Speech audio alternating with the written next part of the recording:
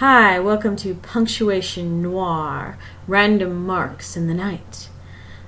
Since many of my students see punctuation, semicolons, colons, commas, apostrophes as mysteries, and noir films emphasize the mystery of a situation, that's our theme for today.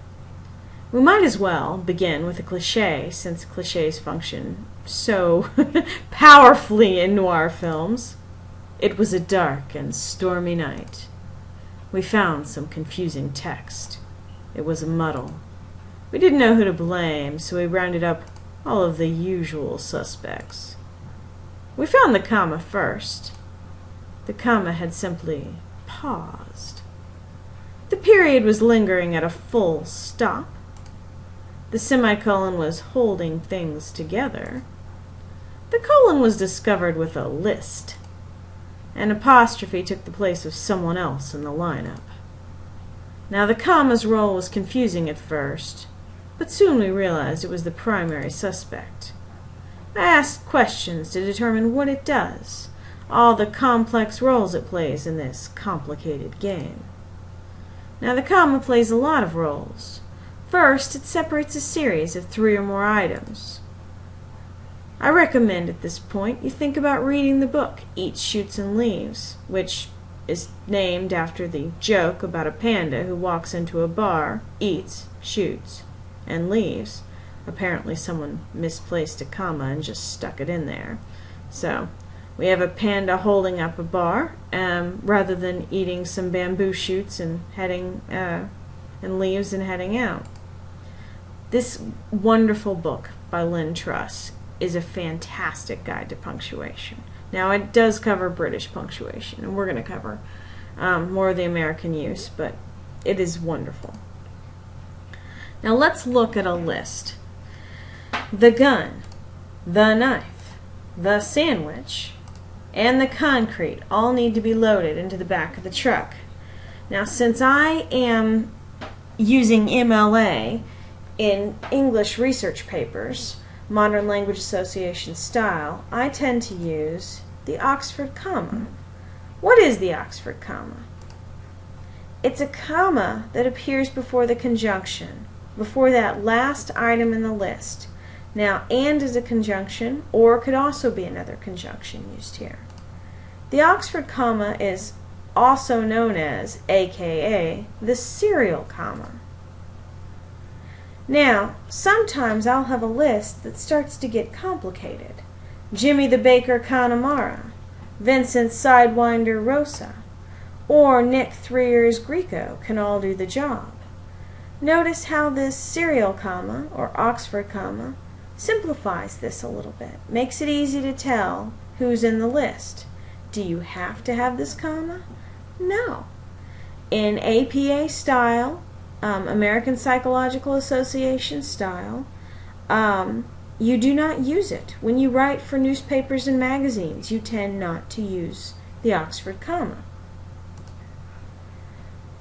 Now, when you think of lists, you also want to think of ways you can simplify your lists and allow readers to easily tell the items apart.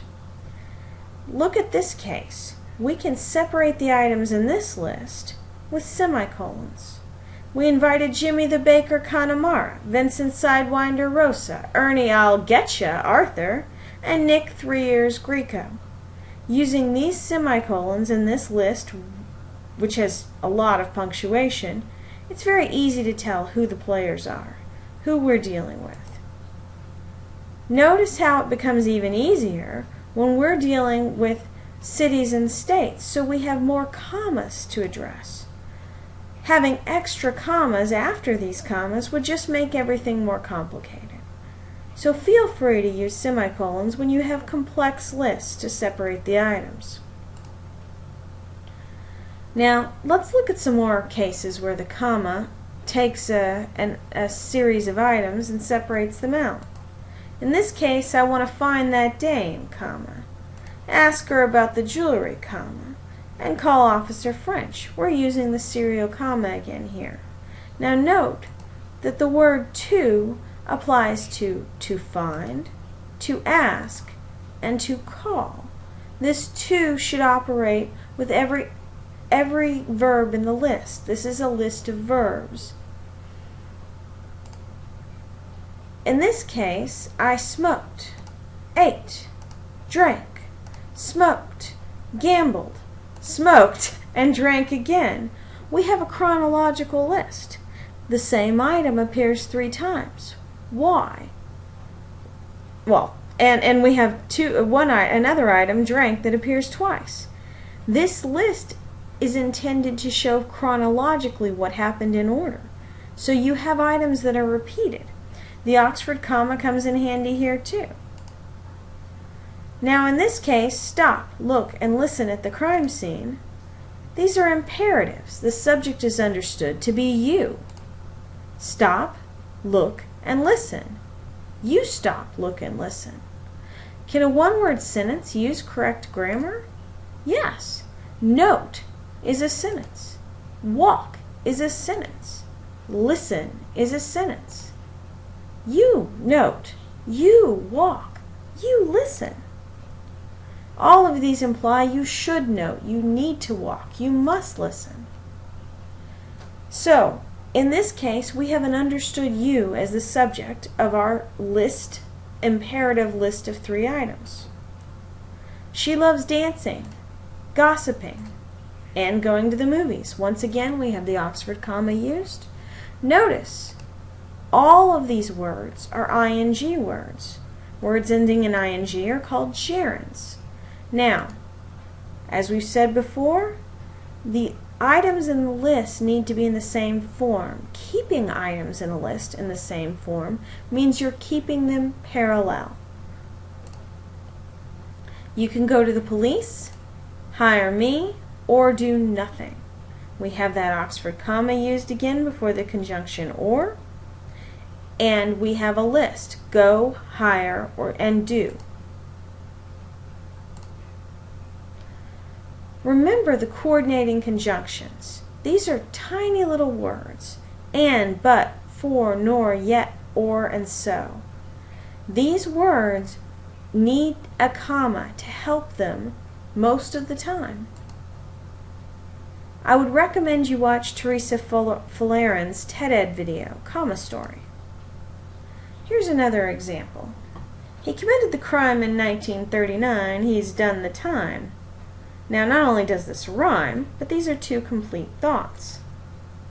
You could add the word imprison to clarify, or not if it's implied. Now, both of these could function as independent clauses. An independent clause is a clause that can stand alone as a sentence. It has a subject and a verb. In both cases, he is the subject. He committed, he's done. So, here we have our subject and our verb in both sentences. Now, you can make these 2 sentences be one. You need to use a comma and a coordinating conjunction. That shows that what part of the sentence is more important? The first part. He committed the crime in 1939, but now he's done the time. And now he's done the time. So, now he's done the time. All of these work. You could have also put a semicolon between the 2 independent clauses. And here's another sentence. She didn't want to return to the empty apartment, nor did she want to go home. As I said before, the conjunctions are and, but, for, nor, yet, or so that all need commas most of the time. These conjunctions do not appear at the beginning of sentences in formal English. They are connectors. That's what conjunction means. So if she didn't want to return to the empty apartment, nor did she want to go home, you take out the comma and nor, switch the order, she did not want to go home, and you have 2 independent clauses. He couldn't stand to be with her, yet he wasn't ready to walk out that door. This sentence could be also separated into 2 independent sentences. He couldn't stand to be with her, period. He wasn't ready to walk out that door. You could add a semicolon, lowercase h.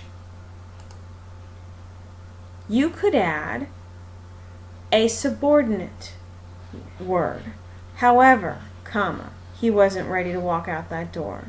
That emphasizes that the first part of the sentence is more important than the second part. Now, if you put a comma in place and do not put a conjunction, you have created a comma splice. This is when you have two independent clauses separated by a comma with no conjunction and no semicolon. So here we go, and we can fix it right here with that semicolon. I've paid the money, comma, so now we're even, she said. See how this works even in dialogue? Jim and Bob paid for the investigation. Now, lest you think you always have to have a comma with a coordinating conjunction, no. In this case, this is a compound subject. The and is doing something different. It's joining Jim and Bob, not joining two independent clauses. You don't need that comma. And everyone agreed never to speak of it again. Well, what have we said before? Should and begin a sentence? No. Do not begin sentences with a conjunction in your formal papers. Now, in dialogue, in speech, in informal writing, yes, people more and more are using conjunctions to begin sentences. However, everyone agreed never to speak of it again works perfectly well, so you don't need the and. With a smile, Mary said, and everyone agreed never to speak of it again. Now, in this case, this is dialogue. It is also further along in, it is not actually beginning the sentence. So this works. Commas can also set off parenthetical elements from the rest of the sentence. Jimmy arrived at 8:15 p.m. This is a very simple sentence. Jimmy is the subject, arrived is our verb. Now, I could put in parentheses more information about Jimmy to explain who he is. Jimmy, Ray Cupid's protege, arrived at 8:15 p.m. This is parenthetical. It's in parentheses information. So Jimmy arrived, Jimmy's still our subject, arrived is still our verb. Instead of putting this in parentheses, why not put it in between two commas? This becomes an appositive. It's a noun, noun phrase, or series of nouns placed next to another word or phrase to identify or rename it. So maybe I know 12 Jimmys, and I need that appositive to identify who this Jimmy is. But he still is the subject of my sentence, and he still arrived at 8:15 p.m., and arrived is still my verb. So I separate the appositive just to be able to explain a little more about him. Jimmy, Ray Cupid's protege, arrived at 8:15 p.m. Roxanne, my secretary for 20 years, decided to retire after the gunfight yesterday. Well, I would think a woman who had a gunfight in the office probably would retire. But note how this appositive gives more information about Roxanne.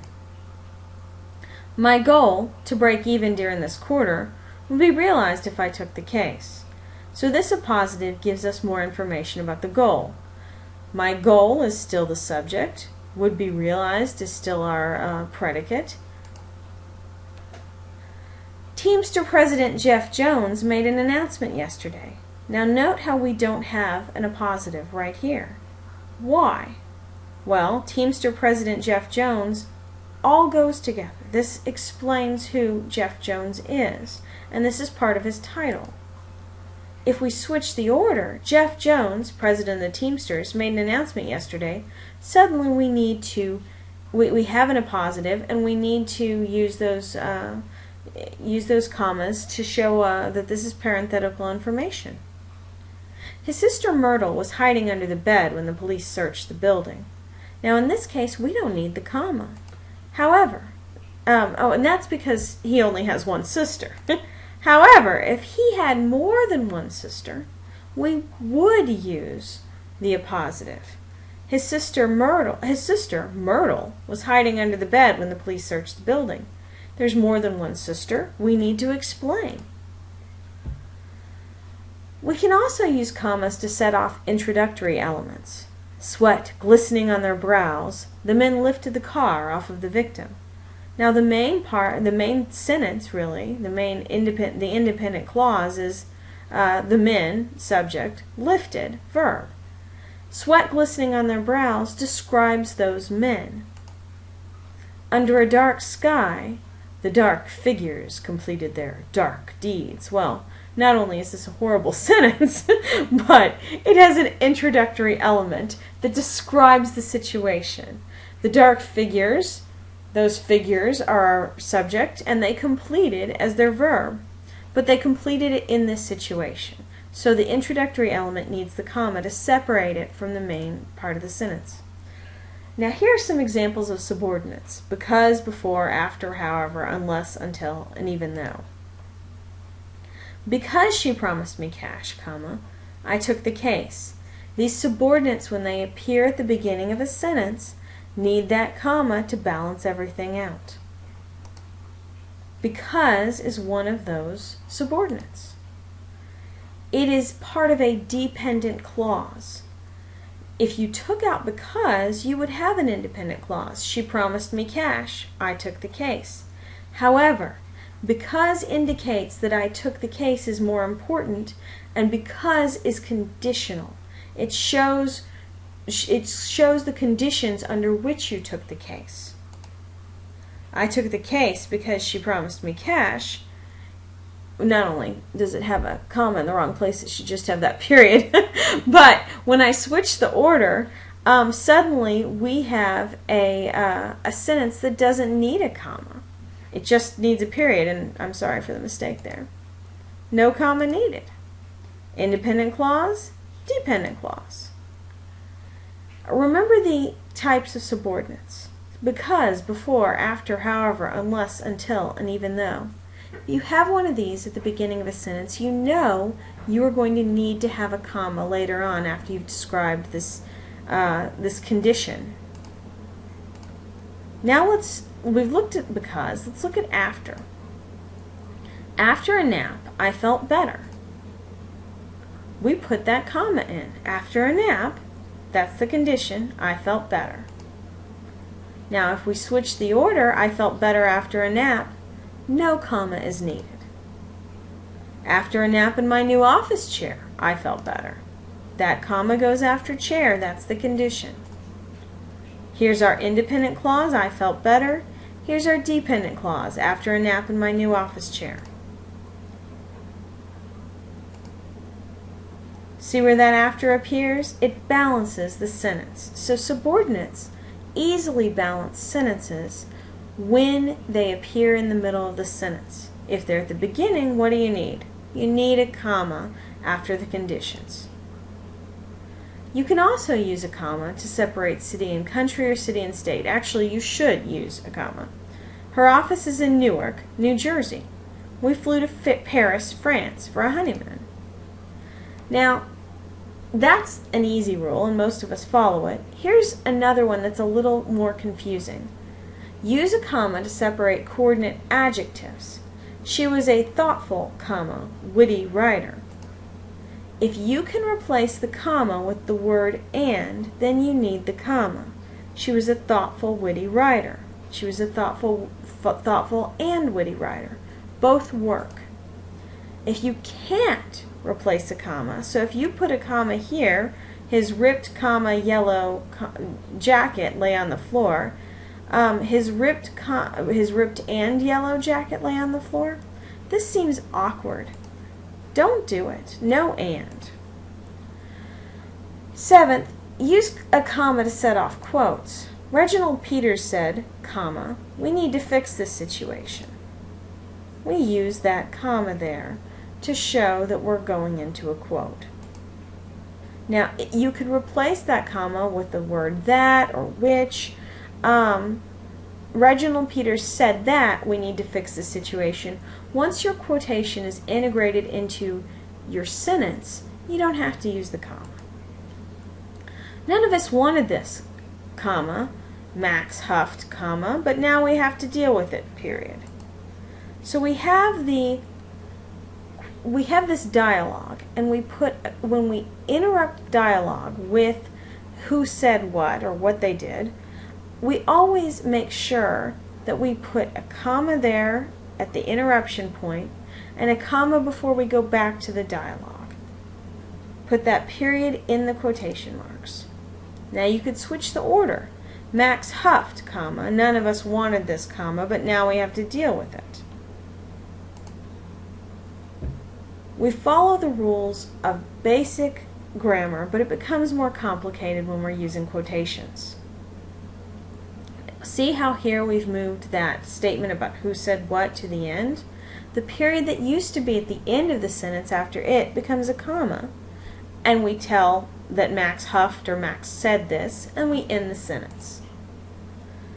Periods and commas go inside the quotation marks in American writing, except when you are documenting the source you have cited in the text, an in-text citation. So here's a dialogue example. I've paid the money, so now we're even, she said. We'll never be even, he said. What else can I do? He thought. Finally he said, you can suffer like my sister suffered. You tortured her. Now not only is this pretty awful dialogue, but notice how we have all these quotes. We have basically all these quotation marks. Dialogue means people are speaking. So we have a lot of quotation marks, and the quotation marks serve a critical role. They show when people said what and what they said. The commas help separate things. Now, you can replace a comma often with a question mark to make sure you represent that question. Now, when the quotation you want to use is formal or hard to introduce, this is when you use a colon. Many of you are confused about colons. Here's this example. The penal code addresses this. After a defendant has missed the bail hearing, he or she no longer is eligible for bail. So we use that colon to introduce this more formal language. It's not, what is here is hard to introduce typically, so we can use a colon. Now I advise students to limit the number of items, a number of quotations that they introduce with a colon in their research papers, but it comes in handy sometimes. Just make sure that you always use a colon only after a complete sentence. This is the critical colon rule. A colon should only appear after a complete sentence, and this includes when you have a list. Be aware of that. So if you want to list items after a colon, you need a complete sentence before that colon. Let's go back to our example.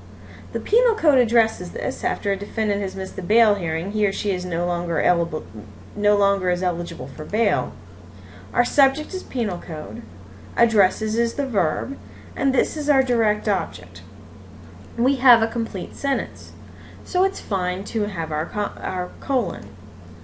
Now, if our introductory element was according to the penal code, we should not have a colon here. This is not a complete sentence. This needs a comma. According to the penal code, after a defendant has missed the bail hearing, he or she no longer is eligible for bail. This forms a complete sentence. Now, this gets more complicated for many students when they have to cite that source. So note where our period, note our colon, note our period. Uh-oh, sorry, there's an extra quotation mark here. I apologize. Basically, what we should have here, if we got this from the internet and we don't know who wrote it, many students will cite it as just the title. So it's the U.S. code. Now that first yellow quotation mark should not be there. Note how the period, however, has moved after the parentheses. We move the period. Now if this was a textbook, oh gosh, it's carried over. We still have that quotation mark, that first one. That is wrong. I'm sorry. We move that period So it ends the sentence. So it moves out of the quote. Oh, no, that should be there. Sorry.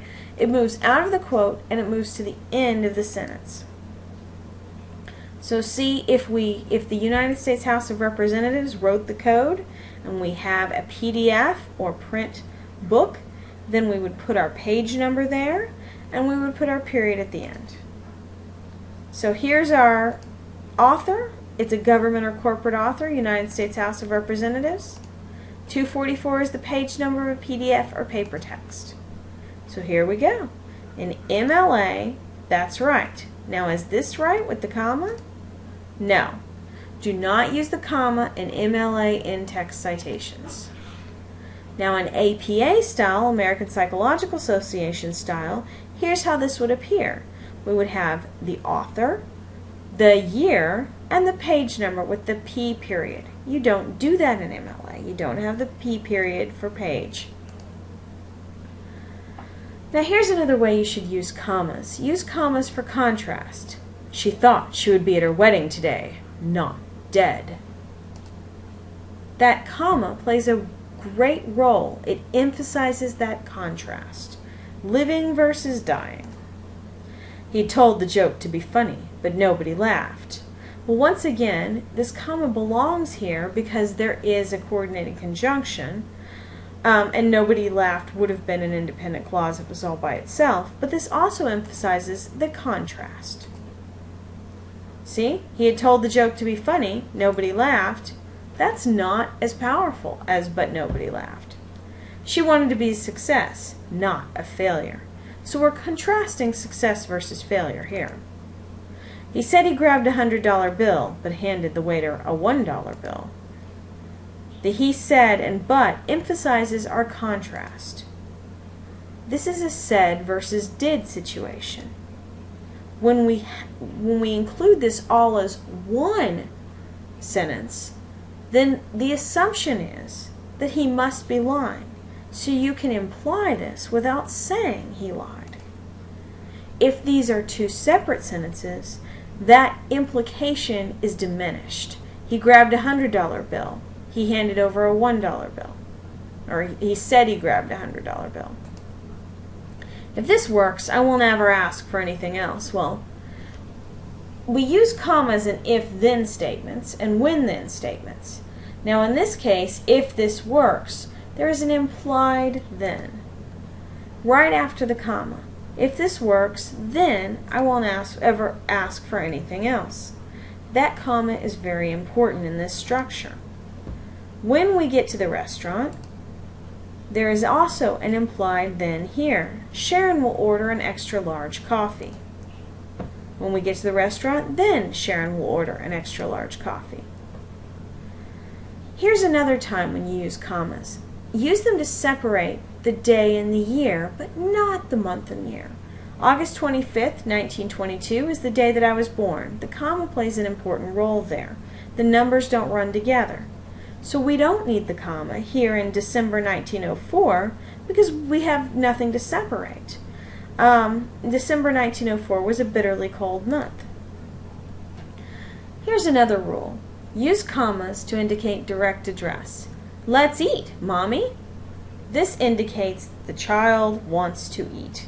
And the child is signaling the mother, it's time to eat. I want your attention. Now, let's eat, Mommy has an entirely different implication, a little more cannibalistic. Hey, William, come over here. These commas play an important role. They indicate that you are directly addressing William. William, come over here. Stop for a moment, Mary, and listen. These commas also indicate direct address. Malcolm, quit complaining. You have to have the comma here because this indicates direct address. You do not need the comma when Malcolm is the subject of the sentence and you're not talking to him, you're talking about him. Malcolm needs to arrive at 9:00 a.m. Tiffany, come down. You have so much to live for, Mary yelled. Here, the implication is that Mary is yelling at Tiffany to come down. I'm assuming she's on top of the roof and about to jump. That comma plays a critical role. "Tiffany, come down, you have so much to live for," Mary yelled. While the reader might eventually figure out that Mary is talking to Tiffany, you don't have that immediate signaling of the situation. The reader might get lost in the prose and not figure out, hey, we're in a suicide situation. Now I want to remind you about let's call this the "let's eat mommy" rule. Anytime you have direct address, indicate it with a comma, even if what you're talking to isn't alive. So if your car isn't working and you say, "Car, start now," you would say, "Car, comma, start now," if you were to write it down. Commas allow you to write long, complex sentences. "Until we had all gotten together one last time, I had not realized how greatly he resembled his father, although in manner and style he was an opposite." Now, many people think that you just put commas anywhere you pause, and they don't realize why they do it. Well, you don't have to know a lot of complex rules to understand why you use commas, but you do need to understand that commas play an important role to separate elements in a complex sentence, to signal what's important, what the subject is, and what's going on. "Until we'd all gotten together one last time," we know that that is a subordinate which is appearing at the beginning of a sentence, so we have to have a comma, and that sets the condition. So what is our subject? I had not realized how greatly he resembled his father, although in manner and style he was an opposite. Look at how many pronouns we have here, and I didn't even highlight another he that appears in the last clause. So we have a lot of pronouns. It's easy to get lost in sentences without commas, without punctuation.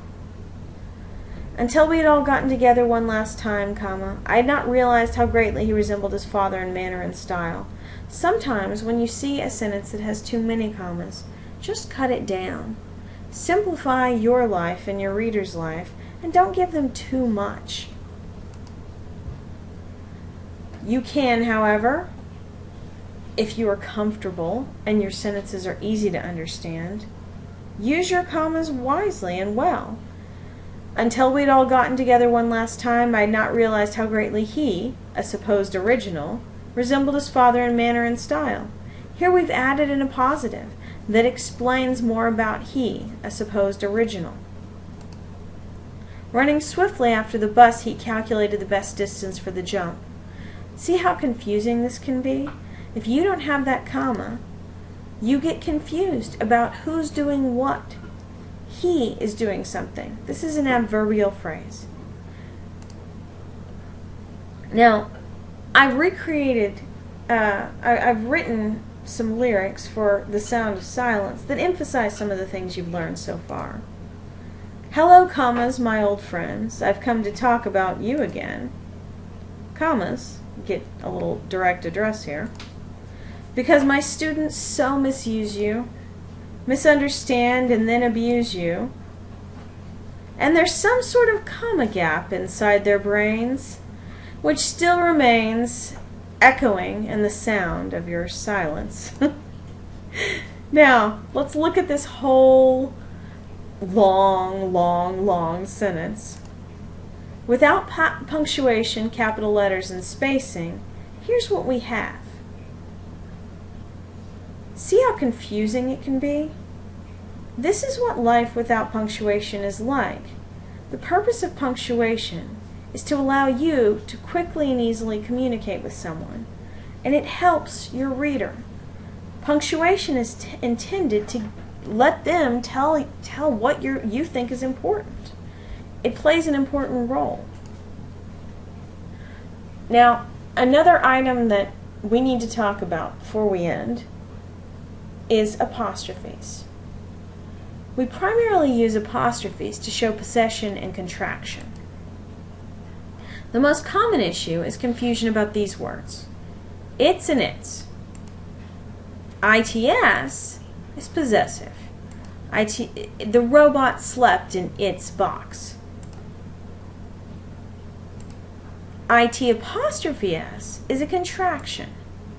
It's a fine day. It is a fine day. So it is a contraction. It's, IT apostrophe S, is a contraction of it is, those two words. And the apostrophe S, the apostrophe actually takes the place of the missing I letter. And that's what apostrophes do in contractions. They take the place of the missing letters. Now, its is like other possessive pronouns. His, hers, theirs, and yours. IT apostrophe S is like other contractions. Don't, won't, and haven't. You know you need to avoid contractions in formal writing. So all of these words shouldn't appear in your papers. And that's fine. It actually simplifies everything. Because IT apostrophe S is it is. DON apostrophe T is don't is do not. WON apostrophe T is will not. Those apostrophes appear where other letters have been removed, and it's easy to write a paper without contractions. Now, if you write your paper without contractions, what you're left with is using apostrophes only to show possession. So, Greg's gun, Mr. Carson's apartment. The apostrophe S plays an important role here. Here's where we get confused. You use the apostrophe before an S to show singular possession even when the name of whoever it is who's possessing it ends in S. So James's gun and Mr. Jones's apartment are correct. They're correct in both MLA and APA. They are preferred, though. So you can say the actress's motive, Texas's tax laws. James's gun, Mr. Jones's apartment, though, contrasts with the way many of us write. As long as you're consistent, the following is also correct. James apostrophe gun, Mr. Jones apostrophe apartment. That's fine. It's correct. So you can say the actress motive, Texas tax laws. These are considered correct as well, as long as you use them consistently. Now here's the ancient name exception before we get back to some more apostrophe discussions. What do you do when ancient words end in S, like Jesus, Moses, and Isis? And this comes from the Strunk and White handbook. If we have these words, we add the apostrophe at the end. Jesus' words, Moses' laws, Isis' temple. It's easier in many cases, though, to just avoid the issue altogether. These words that Jesus said on the Sermon on the Mount, blah, blah, blah, instead of Jesus' words. Instead of Moses' laws, the laws of Moses. Instead of Isis' temple, the temple of Isis. Please refer to Strunk and White's book, The Elements of Style, 4th edition, for more information. It's very inexpensive and an excellent resource. You also use apostrophes when the noun that should follow is implied. That gun is mine, not Martin's. We thought it was Mr. Jones's apartment, but it was Mr. Walker's. In both cases, these are possessive and implying that there would be that gun is mine, not Martin's. It's not Martin's gun. To show plural possession, now let's get back to possessives. To show plural possession, first make the noun plural. So if we have a word and we need to show that it's going to be plural possessive, make it plural. So child becomes children, boy becomes boys, and Jones becomes Joneses. So if I have I have 3 members of the Jones family, they are the Joneses. And we've made them and let's look at more words that end in S, making them plural. If I have 5 people from the Williams family, they're the Williamses. If I have multiple actresses, then obviously I have an ES there. If I buy more than one dress, they are my dresses. If I have 3 girls named Tess in my class, they are the Tesses. Just like they would be the Jennifers or the Heathers. So if we're looking at the Williams family and you want to simplify that, just say the members of the Williams family. We always use the word actresses or dresses. Those we're comfortable using. And if you don't want to say the Tesses, say all 3 girls named Tess. Now here's where it gets complicated. To show plural possession, you're going to add apostrophe S to plural words not ending in S.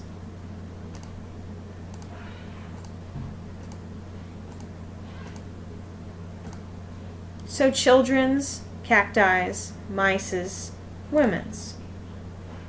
Children's toys, cacti's properties, mice's nest, women's hut. Now, students get most confused when they're dealing with those words that end in S. So Jessica Jones versus Jessica Jones and the rest of the Jones family. Jessica Jones is singular. All the Joneses is plural. So if I want to indicate possessive, a singular possessive for Jessica Jones, I add apostrophe S. That's preferred.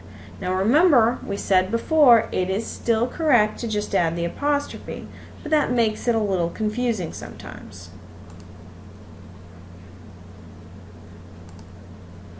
Now if I want to deal with Jessica Jones and her family, they are the Joneses, and I just add that apostrophe. Here are the plurals ending in S that I've made. The Williams family, I have multiple Williamses, so I put that ES on, and then I make them possessive by adding the apostrophe. So if I have 3 dresses and I want to show that a possessive to show their cost, the 3 dresses cost equals question mark. Here's another apostrophe rule that sometimes makes students confused. Indicate plural possession by adding an apostrophe S at the end of the final name. So Matilda and Max's investigation, 2 people together paid for 1 investigation. You just add the apostrophe S after the last person. Arthur and Jim's office, these 2 people together share an office.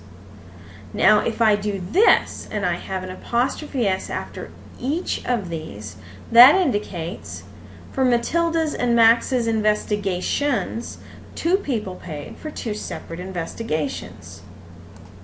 For Arthur and Jim's offices, each person has his own office. Possessive pronouns like his, hers, its, theirs, ours, yours, and whose do not need an apostrophe. However, it is commonly confused as far as whether you use an apostrophe S with plurals of letters and numbers. And the answer is yes, you do. Letters and numbers get the apostrophe S. You can make mostly A's and B's throughout high school. You should dot your I's and cross your T's. You should count by 5s and then by 10s. However, other words do not get the apostrophe S. They only get an S to form other plurals. So you would say PhDs, not PhD apostrophe S. You would say 1860s, not 1860 apostrophe S. You would say I learned my ABCs, not ABC apostrophe S. And that goes the same for talking about your DVDs. No apostrophe. What this does is it allows you to add an apostrophe to form possessives. So if you attended 3 PhD's presentations, you aren't stuck with a weird apostrophe muddle. You have a clear possessive. If you're trying to show the time period, during the mid-60s, for 1960, several members moved out of state, you don't have strange apostrophes bracketing the number 60. Here's another thing that's commonly confused. The noun or pronoun before an ing verb, a gerund, is possessive. I appreciate your investigating these strange disappearances. John's questioning is always ruthless. Her questioning is always ruthless. This restaurant's cooking is superb. Their cooking is superb. All these are correct. Here are some further recommendations for reading. Punctuate It Right by Harry Shaw, Grammar Girl's Quick and Dirty Tips for Better Writing, and Word Up, How to Write Powerful Sentences and Paragraphs, and Everything You Build from Them. Here's a quick review. Remember, the comma plays a lot of roles. What is the Oxford comma? It's that comma that appears before a conjunction. It's also known as the serial comma, and it's usually, and it is that last comma before the last item in a series. A comma splice is a comma that separates two independent clauses. They could stand on their own. And a semicolon can fix that comma splice. That or a comma and a conjunction. Commas can set off parenthetical elements from the rest of the sentence. So anything that could appear in parentheses to describe someone or something is parenthetical. And you would look and see where the subject and verb are, and remember that you probably want to separate out that other information with parentheses so the subject and verb more obviously to go together. Ray Cupid's protege describes Jimmy, so Jimmy still arrived at 8:15 p.m. We just know more about Jimmy now with this appositive. So an appositive is what would be in that parenthetical that parenthetical phrase. Now, recognize that we do not begin sentences with a conjunction in formal papers, that semicolons themselves can be used to separate items in a list, particularly when the punctuation of the items becomes confusing. Remember our example of the extra commas between the cities and the states? Words ending in ing are called gerunds, but even more important, those words in a series, a list, should be in the same form. This is called keeping them parallel, parallelism. When we are documenting a quotation, we should use a colon when that quotation is formal or hard to introduce. Remember the let's eat mommy rule. Instead of eating mommy, just tell her you want to eat. So, use the comma to indicate direct address. Remember for apostrophes that its is possessive and it'' is a contraction. So if you don't use any contractions in your paper, it'' should never appear. It's a fine day, but say it is a fine day. Plurals ending in s are made plural by adding es. So if you have more than one Williams in the room, they are the Williamses. Actress becomes actresses, dress becomes dresses, and if you have 6 girls named Tess in front of you, they are the Tesses. If you want to make them possessive, just add the apostrophe on the end. Here's another commonly confused item. For anything other than the ABCs and your numbers, 1, 2, 3s, you just add an S to show that it's plural. So DVDs, VCRs, PhDs, the date, 1860s, all of these just have an S. This allows you to form possessives more easily by simply adding the apostrophe. You've just been watching Victoria McCready, Punctuation Noir, Random Marks in the Night.